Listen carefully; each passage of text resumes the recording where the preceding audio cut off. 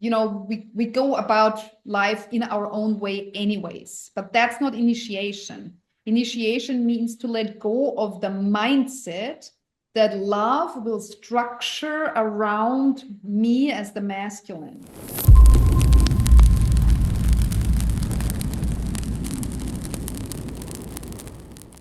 In the workplace, I want to have that feeling, the sense of play and joy without losing respect and trust if I'm being too playful.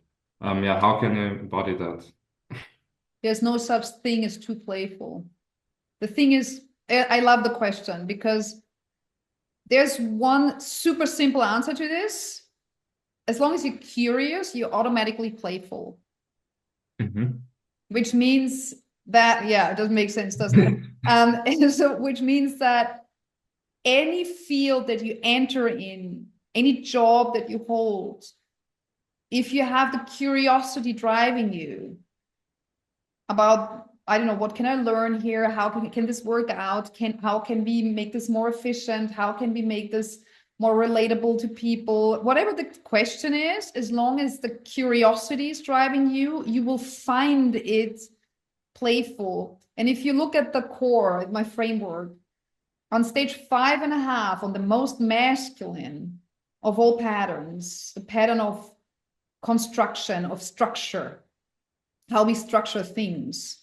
So on a very, very integrated level, the stance of collective responsibility it's all a game and we play. Because if you look at kids and how they play, the game is working, it's happening as long as everybody feels heard and included, involved. So if you are playful, you automatically pull other people in because you enjoy yourself, and joy is the ultimate creator. So you can't be too playful. The only thing that can happen is that you're totally playful, but other people want to, I don't know, get results or make sure that this person is heard because she feels unhappy with the situation, or they have some physical, they're hungry, something like that. So when you're playful and you're curious and you look at what do the others need, that is almost a guarantee for emergence, which is obviously the thing that gets you the best results, because it's not about the results. It's about the game. It's about the playfulness. And then the result is like the byproduct. And it comes from much more than what you could come up with by yourself because you include the others. Helpful? Yeah, it brings as well so much relief to me. That the key is in seeing the others and also involving the others for it to work out. Perfect. Yeah, sounds really good. What else do you want to know? Yeah, you talked about masculinity, and for me, I can say my father was emotionally and also physically often very absent. So I was missing like a strong father figure, or he wasn't there. I feel like I have a lot of masculine potential to which has never fully realized. And I was thinking, how can I fully embody healthy masculinity? And how can I differentiate it to toxic masculinity, which is, yeah, proposed a lot nowadays in masculine coaching scenes. All right. The manosphere, I think it's called, yeah. Yeah. Oh, it's great that this comes up. Okay, so first of all, fantastic question. Second of all, with your earlier question about the play and the involving the others, that is, for example, one way to embody healthy masculine. Yeah. So you yourself are curious about your own motivation, the motivation of others, and you try to include everyone in a playful way. Yeah. That is like the example for healthy masculine. And I think something that is missing from our culture is a ritual called initiation. And to be initiated as a masculine, first of all, that can only be done by another masculine. I, as a woman, can't teach you how to be masculine. That would totally lack integrity. Yeah. So that is why all these masculine coaching, the coaching scene is kind of, they're on to something. Yeah. It's just the way they go about it is not from an initiated place. What does initiation for the masculine mean? It means that when you look back as you as a little kid, as a little boy, 3 years old, the whole life that you experienced was, in the cliche sense, I'm making it like I'm generalizing it to make a point. So it might be different with everybody out there, but in a general sense, the mother was there to structure the life around the little boy, which means the boy is in the center of attention and the mother is creating everything so the boy can thrive. A man has to be initiated out of that at some point, which means usually, you know, we move out at some point when we're old enough, or we do our own life. We go about life in our own way anyways, but that's not initiation. Initiation means to let go of the mindset that love will structure around me as the masculine. And the pivot in this is that I structure around love as the masculine. And there is also a toxic way to do that, because it's not supposed to be that the masculine is only about love in the sense of the relationship, the romance, all these kind of things. The masculine is longing to rank, whereas the feminine is longing to belong. And when the masculine is longing to rank, that means he has a solid purpose. And that purpose is so strong, it's the calling coming through you. You know you want to do things. We talked earlier about purpose, and you wouldn't even ask the question, how do you really find your purpose, if you didn't feel already something calling you and you just try to figure out how you can get a better grip on it. Yeah. So you have a strong purpose coming through you. That is healthy masculine. And then structuring that purpose around the feminine, around the love, not around the woman, but around love. Yeah. Instead of expecting everybody around you to, you know, in patriarchy, the man had a purpose and did something, and he expected the woman in his life, the women even in his life, to serve him for it, to serve his purpose. Yeah. So the woman was arm candy and later mother. That was it. And legacy did exactly that. The people, like women, were picked for the reason to uphold the legacy. And the masculine never had to switch into some kind of surrender because the love was so strong that he felt like he's losing control here and he has to restructure his life around love while holding his purpose strongly in his heart. So the simultaneity thereof, you know, so you don't channel switch. I'm here in my job and then I come home and I'm with my partner. That is channel switching. That's also a very refined way of toxic masculinity, but it's still not integrated. So the restructuring around love while you stay and stand in your purpose, you hold your torch flaming, and you restructure it around love. That's masculine initiation, and that is necessary for healthy masculine to emerge. And because we don't have these rituals anymore, where, you know, these rituals in ancient cultures where young men were taken out of their homes and they were thrown into nothingness, basically, into the jungle to survive. And if you survived by yourself without the life kind of being structured around you so you would be comfortable, that was what the ritual was for. It's brutal. You don't have to do it like, there's beautiful rituals today from circles to offer that to any man of any age, basically. You can Google it or you ChatGPT it. And you can just figure out who is offering that. It's not that brutal. But it is a ritual where you're being usually like immersed in aloneness and in some kind of survival state. but you have elders, masculine elders there to show you, to model it for you. You don't have to figure it out all by yourself. And I think that's another thing. I said it initially, there is only a man who can show you how to be a man, an initiated man.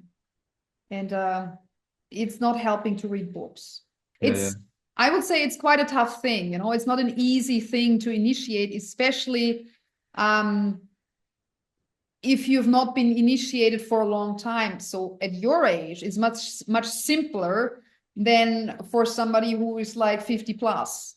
Yeah. Because when you're 50 plus and you have grown up with the world evolves around me, because everything I do, I'm so strong in my masculinity that let's say women flock to me and my personnel is taking care of everything.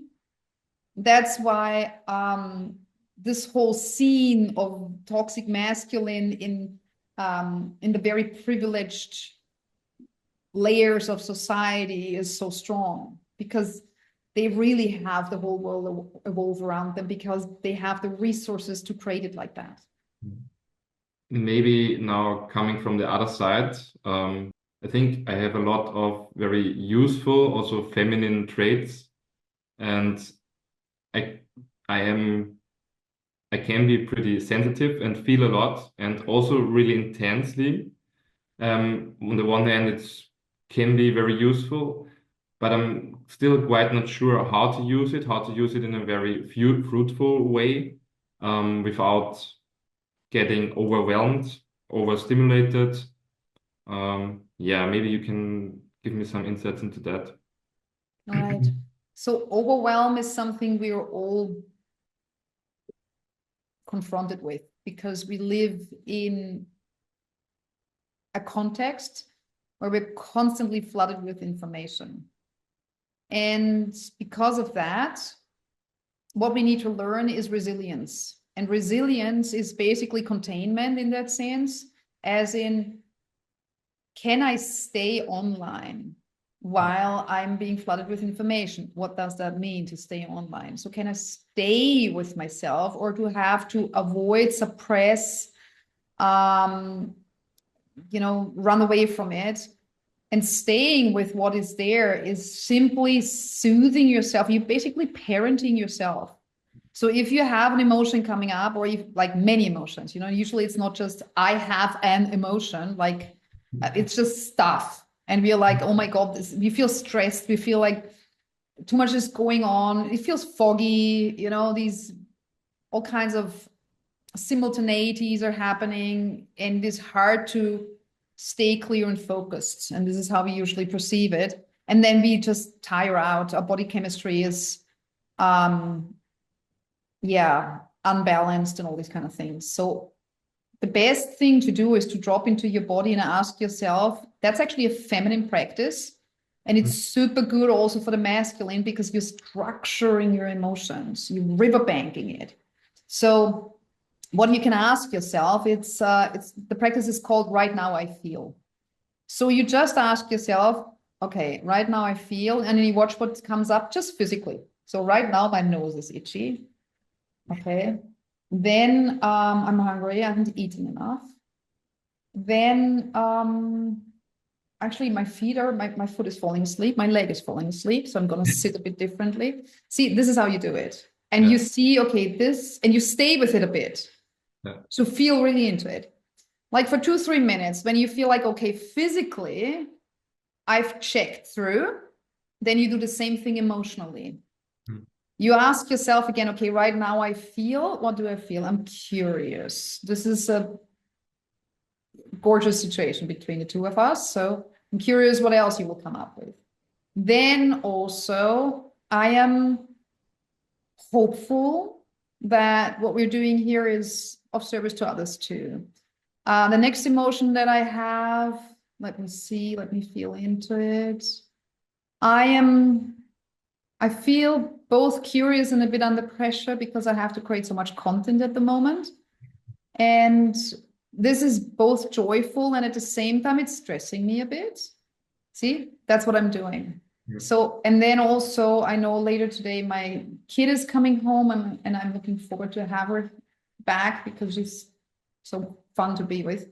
And all this is here within me, and you see how fast it comes up.